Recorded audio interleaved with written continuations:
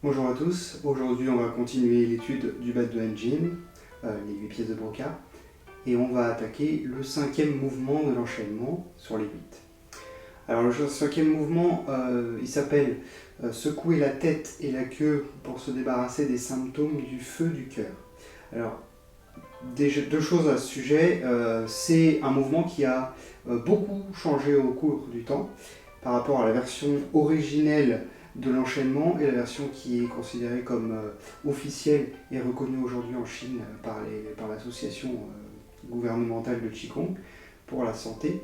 Et donc, si vous regardez ailleurs sur d'autres personnes qui présentent cet enchaînement, puisque c'est un des enchaînements les plus pratiqués, vous pourrez voir de grandes variations sur ce mouvement-là. Et la deuxième chose à dire au sujet de cette forme, donc c'est dans son nom, on parle de se débarrasser des symptômes du feu du cœur. Donc c'est un terme de médecine traditionnelle chinoise qui, pour simplifier, désigne un excès énergétique au niveau du plexus solaire. Et plexus et on va dire au niveau du cœur, en fait, tout simplement. Il y a un excès d'énergie à ce niveau-là. Et pour les Chinois, quand il y a un excès d'énergie à cet endroit-là, on va avoir certes quelques symptômes cardiaques, des palpitations qui viennent facilement, etc.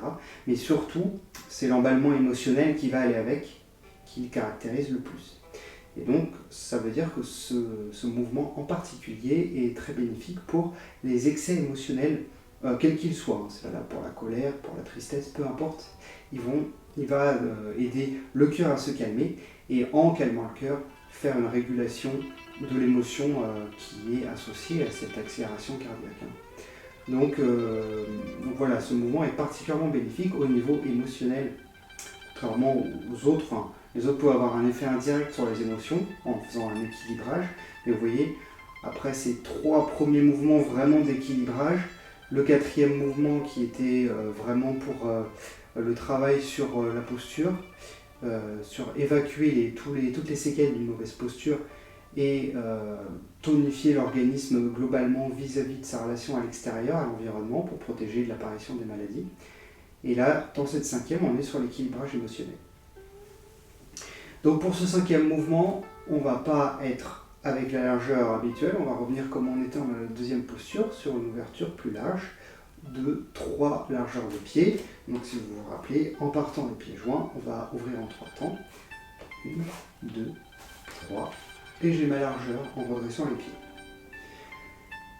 Sur cet exercice-là, on va essayer de rester dans une posture relativement basse pendant tout l'exercice et de ne pas remonter, contrairement au tir à l'arc où on était au début les jambes presque tendues et puis on descendait. Là, ça ne va pas être comme ça, on va essayer de rester bas, aussi bas qu'on est capable sans que ça devienne un effort physique trop fort, puisqu'on n'est pas là non plus pour faire de l'endurcissement des cuisses. Donc pour ça, on va descendre avec la posture qui nous paraît la plus confortable qu'on est capable de tenir le temps qu'on a prévu de faire le mouvement. Et on va placer les mains, pouces vers l'extérieur, sur les cuisses, de cette façon. Les mains vont nous aider à nous appuyer. Et en fait, l'idée, c'est d'aller chercher à gauche et à droite en alternance. Donc, je vais d'abord aller chercher à gauche, on commence toujours par la gauche. Et pour ça, je vais porter mon regard sur la gauche, tourner la tête, et je vais pousser avec ma main droite et ma jambe droite pour que celle-ci se retrouve quasiment tendue. Et je vais tourner mon buste pour que mes épaules soient face à la gauche. Et donc en faisant ça, je pousse et je vais chercher devant. Je reviens en face et je pousse de l'autre côté. Je vais chercher à ma droite. Et je m'aide du bras pour me pousser. C'est pas la jambe qui fait tout le travail, le bras peut aider aussi. Il est là pour ça. Et donc on essaye, dans la posture finale, d'avoir à peu près un axe tête, dos, jambes qui soit aligné.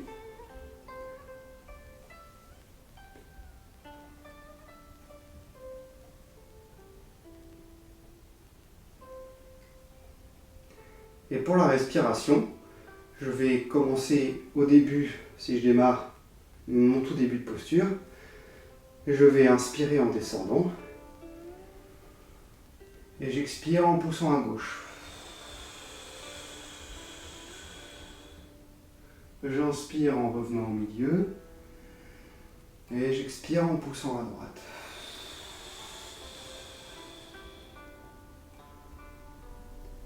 Les pieds ne bougent pas. Hein. On va avoir à la force, ça va forcer un peu sur les chevilles, c'est normal.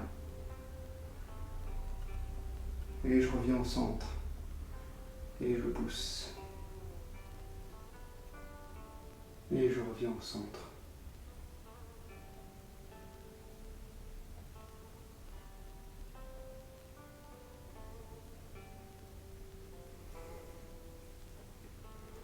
Donc c'est un mouvement qui va être relativement plus physique que les autres.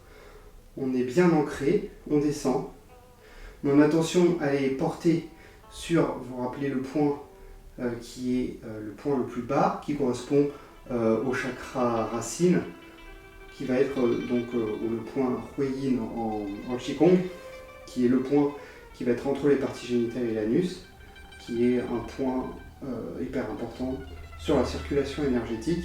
Et donc là, on va concentrer notre énergie sur ce point-là et sur notre enracinement.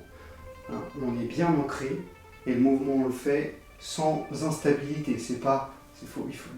Extérieurement, il faut imaginer qu'on essaie de donner une image de stabilité, d'ancrage, de puissance.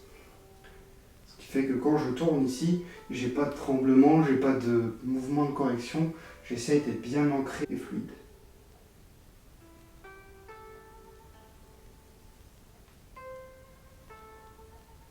Et dans l'idéal, on essaie de faire en sorte que la tête reste toujours au même niveau. On évite qu'il y ait des remontées, soit que je monte en partant de chaque côté, soit au contraire que je suis bas et quand je remonte, je suis plus haut au milieu. On essaye de rester sur la même ligne. Ce qui va vraiment faire travailler les jambes. Hein. C'est normal.